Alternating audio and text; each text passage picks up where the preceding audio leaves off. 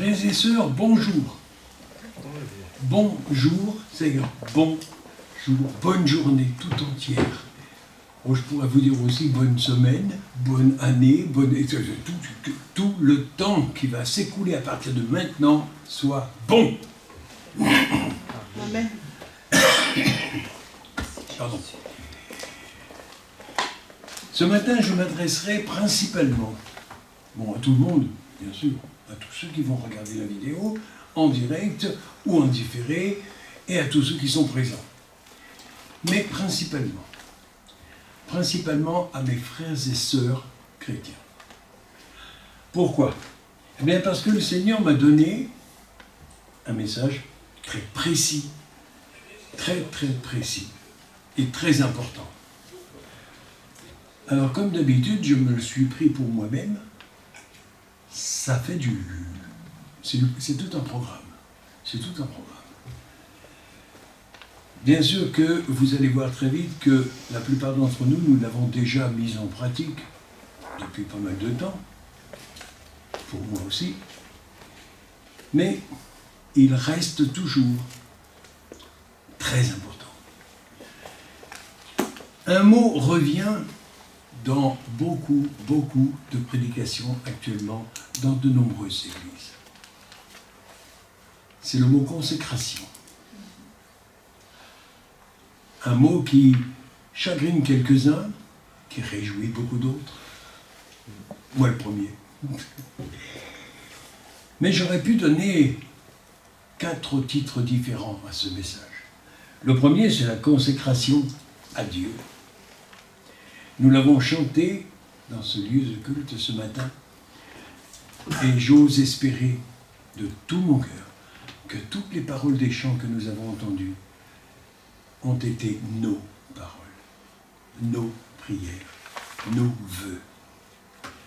C'est ainsi que le Seigneur veut que nous le louions, que nous apportions à lui en personne, toute notre joie, toute notre paix, tous nos fardeaux, tous nos désirs. Notre but doit être avant tout de réjouir son cœur. Un de nos chants nous l'a dit, et c'est vrai.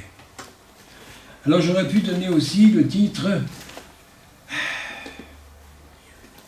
un titre qui va chagriner quelques pasteurs, excusez-moi mes frères, mais c'est le Seigneur qui me l'a donné, c'est pas moi, alors adressez-vous à lui en cas de réclamation. Repeuplement des assemblées de France. J'ai pu constater depuis de nombreuses années déjà que les églises de France ont tendance à se vider, tout doucement, à s'endormir. Alors principalement avec l'excuse, comme on peut dire aussi, ou la bonne cause du Covid, ça a beaucoup vidé. On croyait que ça allait remplir de nouveau au moment du déconfinement. C'est pas partout le cas. Un autre titre que j'aurais pu donner, c'est la passion des âmes. Avoir une passion brûlante au fond du cœur pour les âmes qui sont autour de nous et qui ne connaissent pas notre joie, notre paix, notre Sauveur. Et puis je pourrais donner aussi un autre titre. Nous allons faire en sorte, tous, frères et sœurs, ensemble, déclencher une épidémie nouvelle, une épidémie de joie, d'amour et de paix en Jésus. Amen. Parce que c'est le seul moyen que nous aurons d'amener des âmes en masse, en grand nombre. Certains pays, j'en ai entendu parler, ont commencé bien avant moi, bien avant que j'en parle. Et je m'en réjouis beaucoup. L'Inde en particulier, il paraît que là-bas, actuellement, c'est entre 1000 et 2000 conversions et baptêmes par jour. Waouh! Merci Seigneur. Et nous voyons par ces faits et par ce message, cette parole que Dieu nous donne, que nous sommes effectivement dans les temps de la fin, dans le final, au bout du parcours.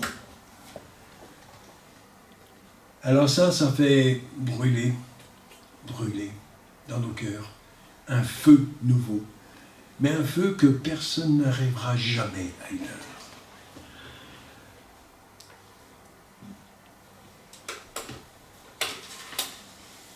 Alors, l'essentiel du message se trouve dans la parole de Dieu, bien sûr, mais dans nos vies. Dans ce que nous pouvons avoir en mémoire de ce que nous avons fait dans l'Église. L'Église avec un E majuscule à travers le monde entier, frères et sœurs, pasteurs, prophètes et autres, mes frères et mes sœurs, je ne vois personne l'un plus haut que l'autre. Je vois tous au même niveau. Moi, je me vois petit, très petit. Mais le Seigneur est en train de m'élever un petit peu. Et il m'élève surtout dans mon cœur. Il m'édifie par sa parole. Parce que la parole est d'une richesse, je vous l'ai déjà dit, incontrôlable. Pour plusieurs, dont j'ai entendu parler voix, elle est même intolérable par moments. Parce qu'elle bouscule. La parole de Dieu nous bouscule beaucoup. Eh oui. Heureusement d'ailleurs. Parce que sans ces petits coups de bâton de temps en temps, on serait encore au ras des pâquerettes. On serait encore comme des bébés, avec le biberon, la tétine.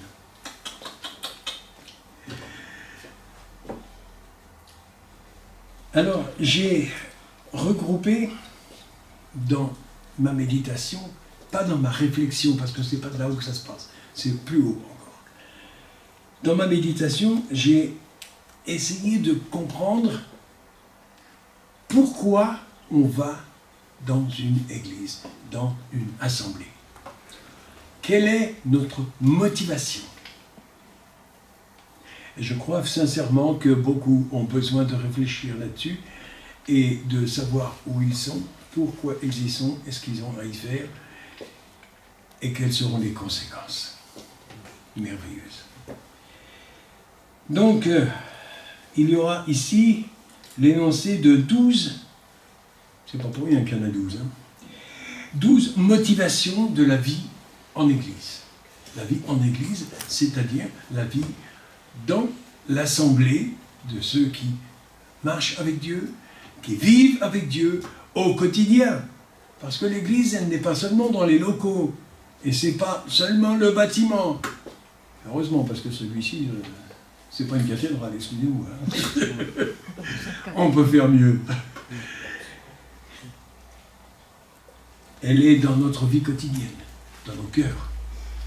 Parce qu'on dit, dans nos chants, nous le disons souvent, que Christ vit en nous, à l'intérieur, en nous, dans nos cœurs, dans nos vies, dans nos esprits. Ok. Alors, quels sont les motifs que nous avons de nous consacrer à la vie en Église, à Dieu, à Jésus, à l'Évangile, à sa parole, au Saint-Esprit qui conduit notre vie si nous le laissons faire. Oui. Tout d'abord, c'est le pardon de nos péchés. Quand nous avons accepté Jésus dans notre vie, nous avons compris que nous étions pécheurs, c'est-à-dire en dehors de la loi que Dieu avait donnée, de sa volonté. Nous étions bien loin de réjouir son cœur. Et beaucoup d'entre nous, dont je connais, frères et sœurs, qu'ils soient pasteurs, prophètes ou autres, nous avons tous eu un parcours qui a très mal commencé et qui a très bien continué, qui est reparti. Donc nous avons pour motif, bonne motivation, la bonne raison, c'est d'avoir été pardonnés de tous nos péchés. Ensuite, la justification devant Dieu. Parce que Dieu est Dieu, un Dieu juste. Juste et droit. Quand il dit c'est là à gauche, c'est pas à droite. C'est pas au milieu. Et c'est pas en marche arrière. C'est bien là.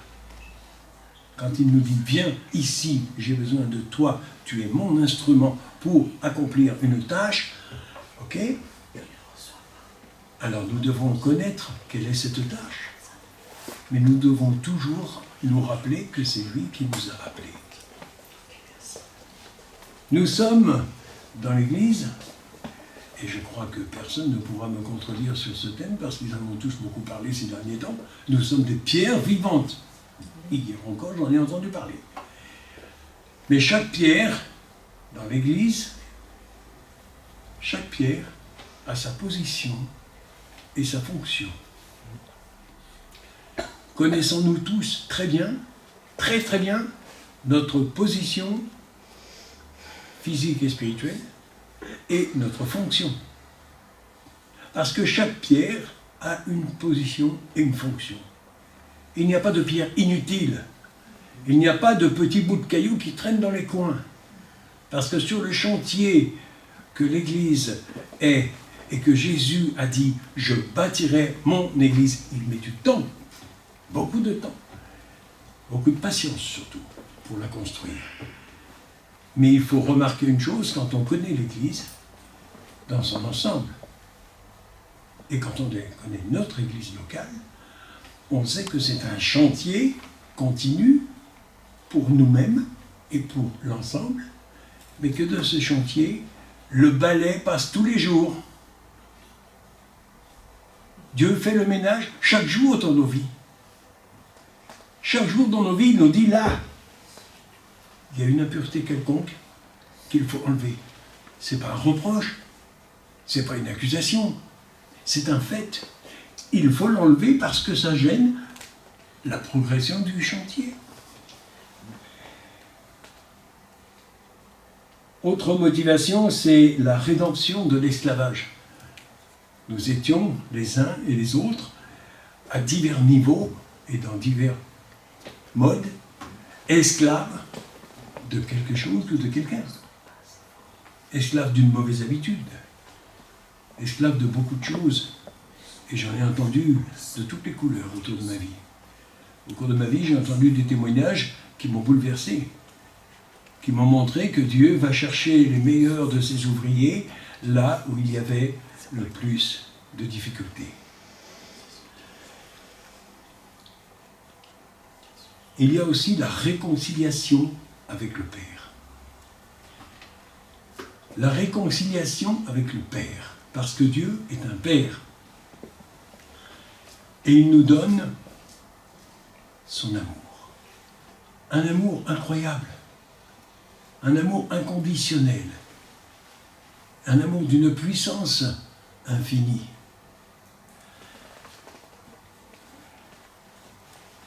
Il nous assure par là le salut éternel. Merci Paul d'avoir remonté le son, je ne me rends pas compte moi de mon côté. Dites-moi si vous n'entendez pas bien. Surtout, dites-le, parce qu'on peut remonter. On a les moyens. Il y a la réconciliation avec le Père et le salut éternel. Un salut définitif, inconditionnel, éternel. L'éternité, c'est très long. Surtout vers la fin, d'après certains, je ne sais pas, je ne suis pas encore arrivé jusque-là. Il y a aussi comme motivation à venir dans nos églises, dans nos lieux de culte, dans nos assemblées de frères et sœurs, il y a la sanctification par la parole. La lecture quotidienne dans nos vies personnelles, même seuls devant Dieu, mais ensemble, et la réflexion, la méditation ensemble et le partage, c'est un précieux extraordinaire. Et c'est ce qui nous permet de grandir et d'acquérir la connaissance utile pour grandir dans l'Église. Et pour faire grandir l'Église, E majuscule, à travers le monde entier. Il y a la vivification pour vivre sa vie à lui, la vie de Jésus. Si nous avons besoin de lui ressembler, de vivre comme lui a vécu, d'apporter les guérisons, d'apporter les messages, d'apporter la délivrance, d'apporter tout ce qu'il a apporté, parce que c'est pour ça qu'il nous a appelés. Quand il a appelé ses 12 disciples, ce n'était qu'un début. Il a pris 12. Croyez-moi, ce n'était pas pour rien. Parce que mathématiques, Dieu connaît mieux que nous. Il n'a pas les mêmes que nous. Hein. Oui, c'est sûr. On le voit dans la parole de toute façon. Quand il va avoir une foule de 5000 hommes, plus les femmes et les enfants, ça fait une belle foule. Hein. Qu'est-ce qu'il a alors donné au petit déjeuner? 5 pains, 2 poissons. Oh. Là, on se pose la question, comment est-ce possible? Et ça dépasse notre entendement, notre logique à nous. Parce qu'avec ça, on ne nourrit pas une foule de 15 000 personnes. Mais lui, il nous a montré comment nous pouvons, nous aussi, faire ses œuvres en apportant peu de choses, mais que lui va multiplier. Et je sais que le message que j'apporte aujourd'hui de sa part, il va le multiplier à l'infini. Il va le multiplier d'une façon extraordinaire. Et je crois que là, nous allons pouvoir atteindre ce but de répandre une épidémie d'amour et de connaissance de sa parole, et d'amour de sa parole, et d'amour de l'assemblée, et de l'union entre nous, de l'unité. Ah, il y a aussi, comme motivation, le don du Saint-Esprit. Parce que sans le Saint-Esprit, je ne serais pas là aujourd'hui. Vous non plus d'ailleurs. Ni ici, ni ailleurs. C'est lui qui décide, c'est lui qui dirige, c'est lui qui conduit, c'est lui qui envoie, qui inspire. Et il a inspiré une quarantaine d'auteurs sur 15 siècles d'écart pour écrire un livre qui, depuis des milliers d'années, est toujours ici, présent. Oui, vous allez me dire dans diverses traductions. J'ai déjà entendu. Ça fait maintenant une 60aine d'années que je le lis. Je sais qu'il y a beaucoup de traductions, beaucoup trop, à mon avis. Bon, c'est que mon avis, moi. Mais il y a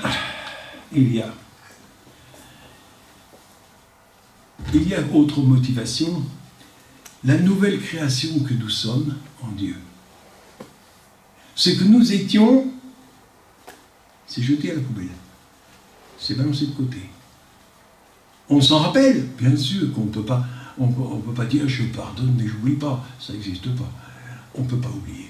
On ne peut pas oublier son passé, parce qu'il revient à la charge pour nous le rappeler tout le temps. T'as vu où t'étais? T'as vu ce que tu faisais? Et moi je réponds toujours, mais tu sais ce que Jésus a fait de moi? Tu sais ce qu'il a fait de ce que j'étais? Ah, et si je peux dire aujourd'hui, comme l'apôtre Paul, dans les Écritures, ce n'est plus moi qui vis, comme avant, c'est Christ qui vit en moi. Donc celui qui était là avant, il est parti.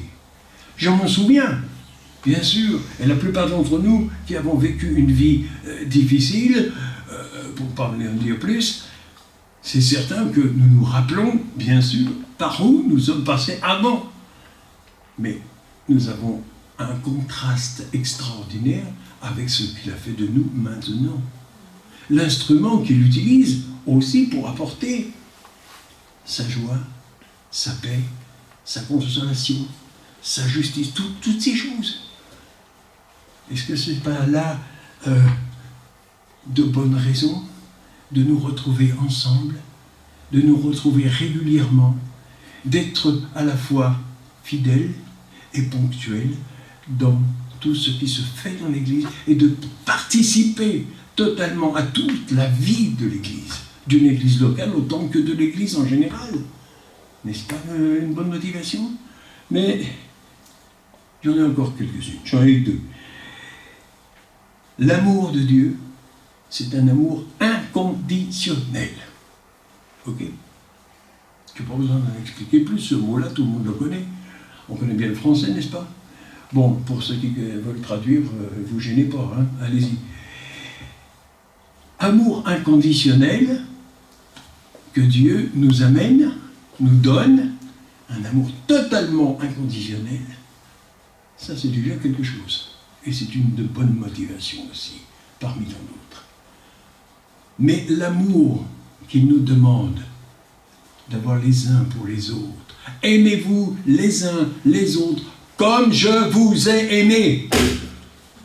Vous vous rendez compte de ce que ça implique? Moi, quand j'ai entendu ce message, quand Dieu m'a donné ce message, je me suis trouvé bousculé au fond de moi. J'ai dit, attends, est-ce que, si je m'examine, est-ce que j'aime vraiment tous ceux qui m'entourent du même amour? Est-ce que j'ai vraiment cet amour inconditionnel envers tous ceux qui m'entourent? Même ceux qui, ce matin, m'ont posé un lapin parce qu'ils avaient dit qu'ils viendraient, ils ne sont pas là. Et je les aime quand même. Mais oui, c'est pas facile, ça. Hein? Et ça ne peut pas être fait de façon cérébrale, humaine. Ah, non. Si l'Esprit de Dieu n'était pas là pour me l'apprendre, je ne l'aurais pas appris tout seul. Et je n'aurais pas pu le faire. Ok? Vu que nous sommes dans l'Église aussi, autant que dans le monde, tous différents, parce que chacun de nous, chacun et chacune, nous sommes uniques. Nous sommes uniques entre les mains de Dieu. Mais lui, étant Dieu, étant le Père, le Créateur, il nous connaît personnellement par notre prénom, notre nom, notre numéro de téléphone, numéro de sécu, enfin tout le reste. Il connaît tout de nous. Ce que nous-mêmes, des fois, nous ne connaissons pas vraiment de nous-mêmes. Est-ce que tu te connais toi-même? Dieu me l'a posé cette question-là plusieurs fois. Est-ce que tu te connais toi-même? Ouh! Je dis, Seigneur, je ne peux pas te dire oui. Je ne peux que dire non. Alors apprends-moi la suite. Montre-moi qui je suis. Montre-moi où je dois aller, où être.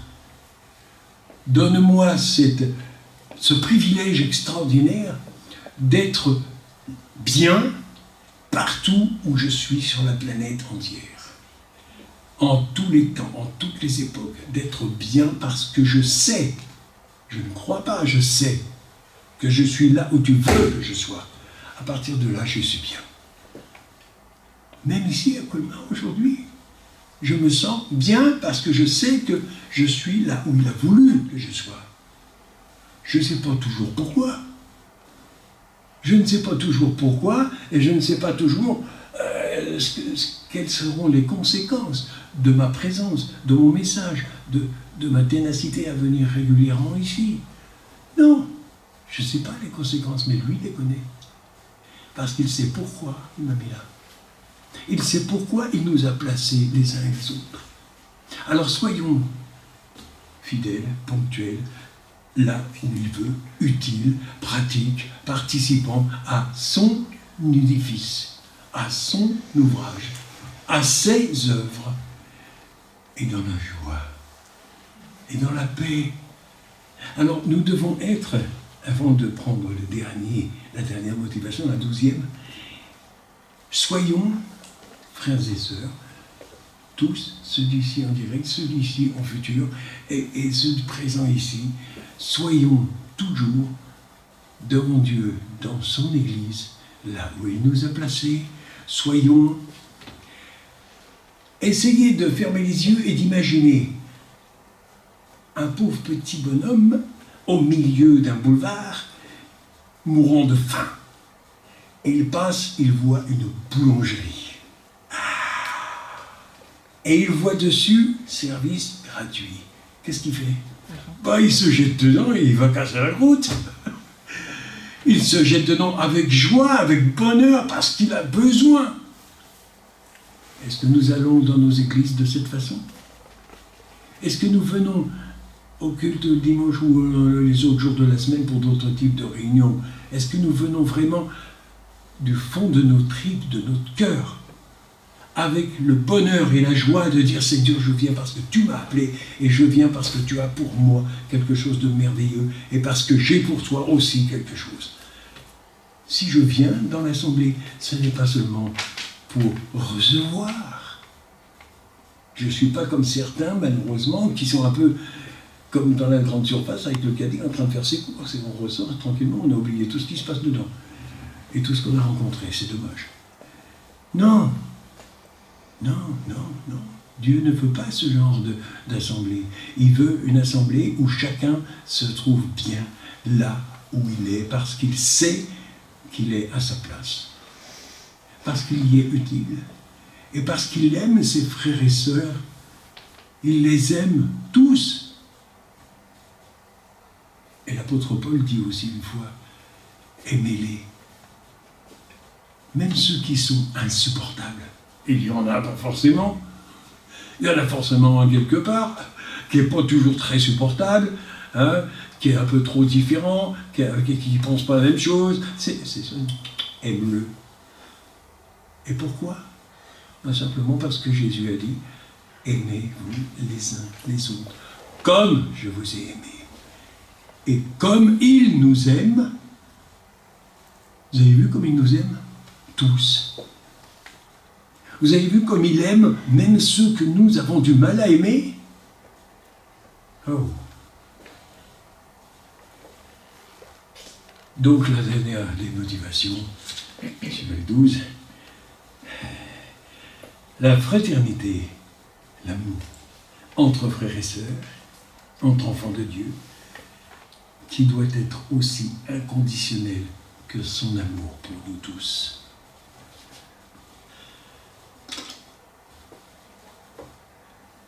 Seigneur, merci parce que tu nous donnes dans ta parole, mais aussi dans la méditation de ta parole, dans le sens des paroles et des mots et des phrases, d'une puissance. On n'arrivera jamais au bout.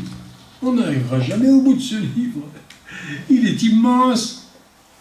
Il est immense et même des versets que je lis, que j'ai déjà lus depuis 60 et quelques années, que j'ai lu et relu, entendu retourner et retourner par des théologiens, par des pasteurs, par des prophètes et tout. Je le lis aujourd'hui, il me parle encore personnellement à moi, ici, aujourd'hui. Voilà la puissance de la parole de Dieu. C'est ça, la Bible, la parole de Dieu. C'est Dieu qui parle. C'est mon courrier de ce matin. Heureusement que j'ai une grande boîte de lettres.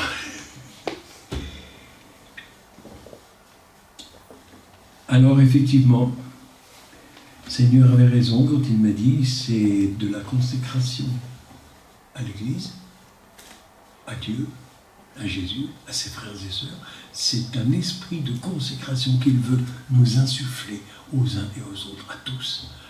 Et c'est effectivement le seul moyen de refaire le repeuplement de nos assemblées. Elles sont nombreuses, les assemblées. Oh, pas seulement ici à Colmar, mais dans toute la France et dans d'autres pays également. Il y en a. Regardez un peu sur Facebook, vous allez en trouver. Et vous en trouverez toujours plus, toujours plus. Et il n'y a pas seulement celles que l'on vient d'ouvrir récemment, hein, celles qui sont très grandes avec 2 ou 3 000 personnes ou plus. Hein, 7 000 mètres carrés, j'ai entendu. Hein. Ça fait un paquet. Hein. Ouais, ça fait du monde. Même les petites assemblées comme la nôtre. Ok. Dieu les aime toutes. Parce que ce sont les pierres de son Église.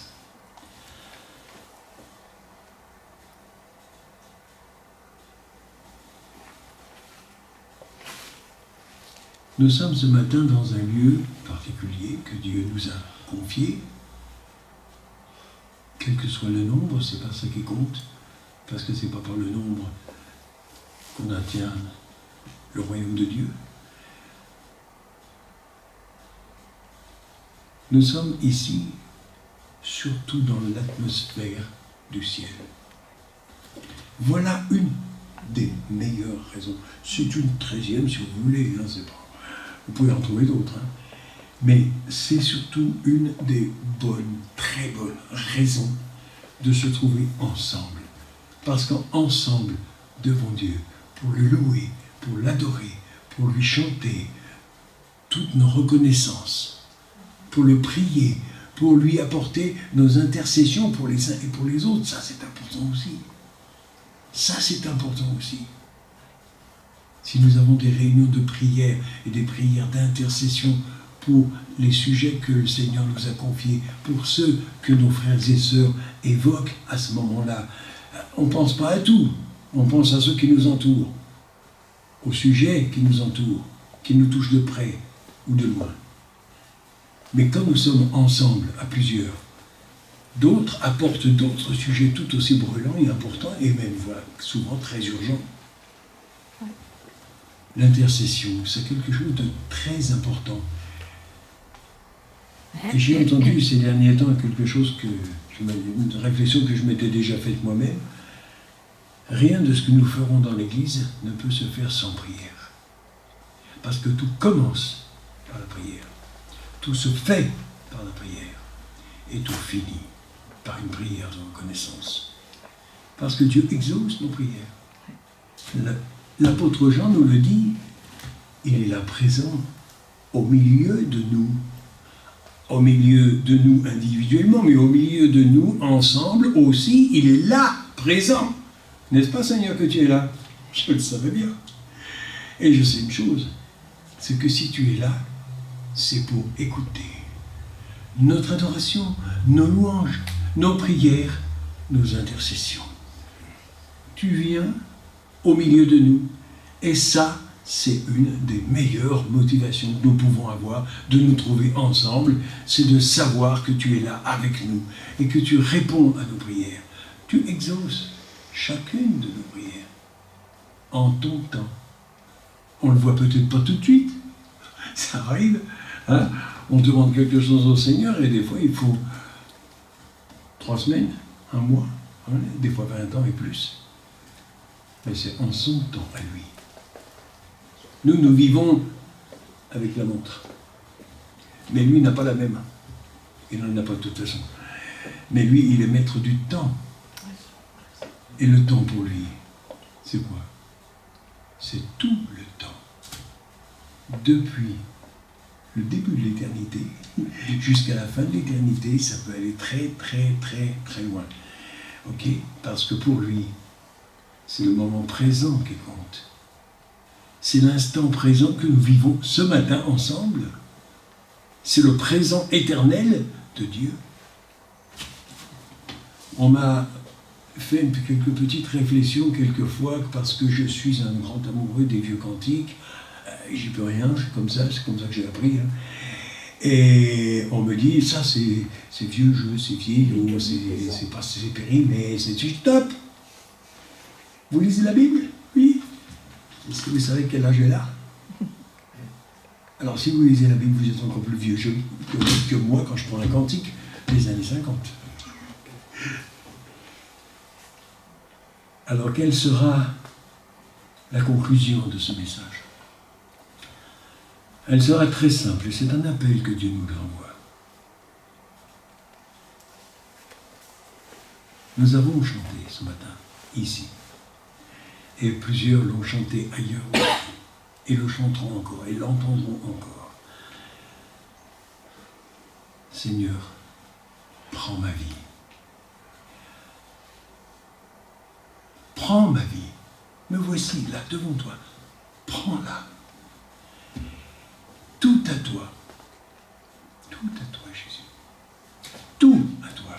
Mon temps, mon passé, mon présent, mon avenir.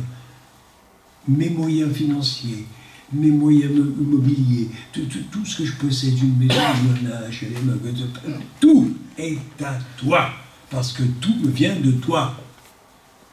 Comment pourrais-je dire au Seigneur, je te donne tout? Moi, je ne peux pas lui dire, je te donne tout.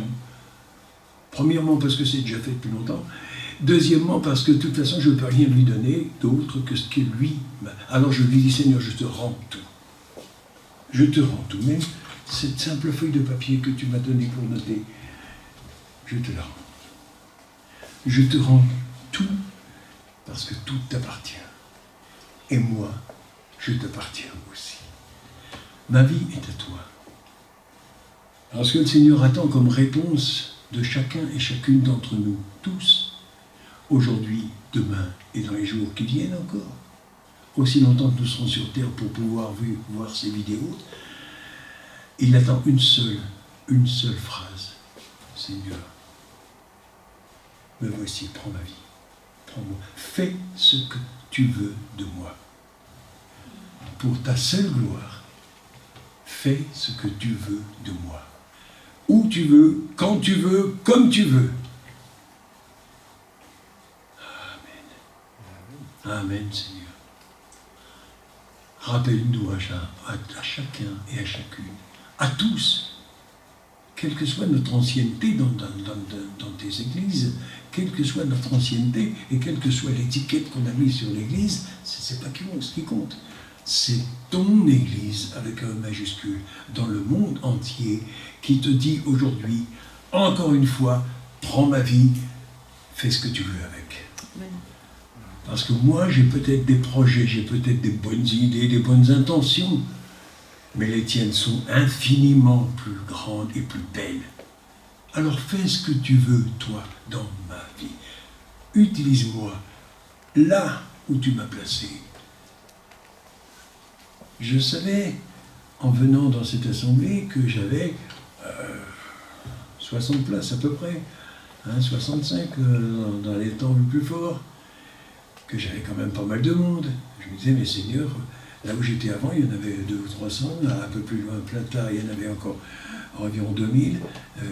Je calculais avec mon calcul arithmétique. Et le Seigneur, il m'a dit, non, mais attends, je vais te montrer, avec ta caméra, avec la tablette de ton pasteur, est-ce que tu sais combien de personnes tu atteins aujourd'hui? Oh Seigneur, mon Dieu, toi tu le sais. Je capitule. Je compte plus de la même façon. Je compte plus du tout. Et je compte plus la montre non plus. J'en ai besoin ici pour être à l'heure. C'est pour ça que je la garde. Mais pas pour les projets. Alors Seigneur, merci. Merci de ta parole. Merci de m'inclure dans des groupes que je ne connaissais pas. Comme par exemple sur le Zoom, quand je suis avec d'autres pasteurs et prophètes et autres des personnages que je pourrais voir beaucoup plus haut, beaucoup plus important, très connus, célèbres. Non, je suis entre frères et sœurs. Et j'y suis accepté. Et j'y suis écouté. Et ça me réjouit. Ça me réjouit parce que je sais que nous sommes devant toi, Seigneur, et que tu es présent là, ici, sur l'Internet, sur la caméra aussi, quand elle passera sur YouTube, elle va se diffuser à travers toute la francophonie. 275 millions de personnes qui parlent français, s'il n'y en a que la moitié qui regardent la vidéo, c'est déjà pas mal. Et s'il n'y en a que la moitié qui obéissent à cette parole, c'est un bon chiffre quand même. J'arriverai pas à le remplir dans une salle, à remplir une salle avec. Ou il me faudrait une salle vraiment, même le Stade de France, il ne serait pas assez grand. Parce que Seigneur, ton Église, elle se trouve partout. Partout dans notre vie. Dans nos assemblées, où on prend vraiment les vitamines nécessaires. Dans nos familles, où nous sommes responsables des âmes qui nous entourent, même celles qui nous rejettent, même celles qui nous balancent dans un coin.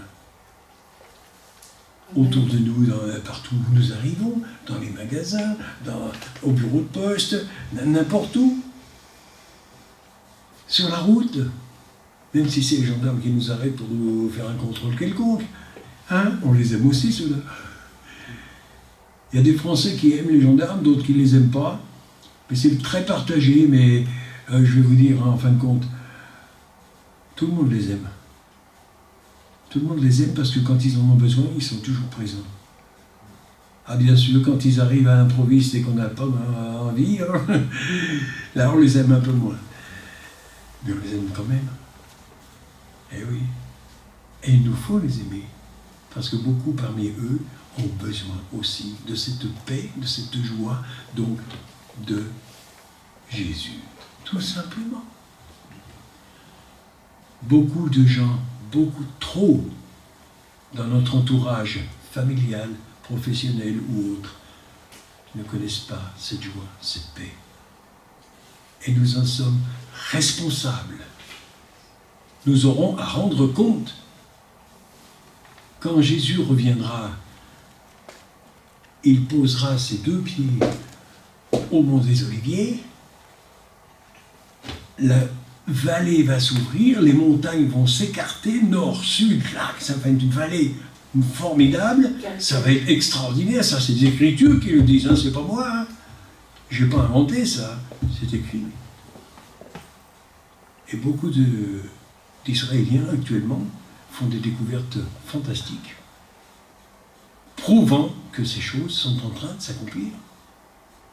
Alors il est urgent pour nous tous, pour chacun, individuellement et collectivement dans l'Église tout entière, l'Église E majuscule. Nous avons besoin de reprendre conscience de notre responsabilité d'être là. L'Église a une place dans le monde, sur la planète, et une responsabilité énorme de faire connaître la parole de Dieu, de faire connaître Jésus et son sacrifice, de connaître l'amour de Dieu, de connaître toutes ces choses que nous avons découvertes. Nous sommes dans la joie parce que nous avons découvert ces choses merveilleuses, mais nous sommes responsables de les propager, de les semer. C'est pas pour rien qu'on s'appelle le semeur ici à Colmar. Hein. Semons et semons et semons encore, même si ça dérange certains. Je sais que ça dérange beaucoup, je sais que moi aussi je dérange beaucoup, mais ça c'est pas mon problème, c'est leur problème. Ça, c'est leur problème. Les personnes qui sont dérangées par les paroles que j'apporte, ce sont ceux qui se sont dérangés par Dieu, qui cause, qui parle à travers moi. Donc c'est pas mon problème, c'est leur. Alors faisons face ensemble à notre responsabilité de chrétien, parce que c'est un privilège d'être enfant de Dieu, d'être reconnu par Dieu, d'être chrétien. Mais c'est aussi une charge, un sacerdoce royal, comme dit l'Écriture. Continuons à marcher avec lui, dans notre quotidien. Continuons à nous instruire, toujours les uns les autres, à nous exhorter les uns les autres, à nous soutenir les uns les autres. En bref, à nous aimer les uns les autres, à nous aimer toujours plus, même quand l'adversaire essayera de nous coller de bonnes raisons de ne pas le faire. Et ça ne va pas changer, les gars. Mais je crois que ce matin, l'adversaire, il est déjà cloué depuis la croix. Il n'a plus aucun pouvoir. Dans nos vies, il en a de moins en moins, et je veux qu'il en ait de moins en moins. Encore, et plus du tout. Amen. Amen. Amen. Amen.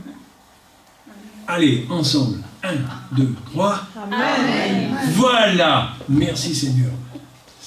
Ça c'était bon.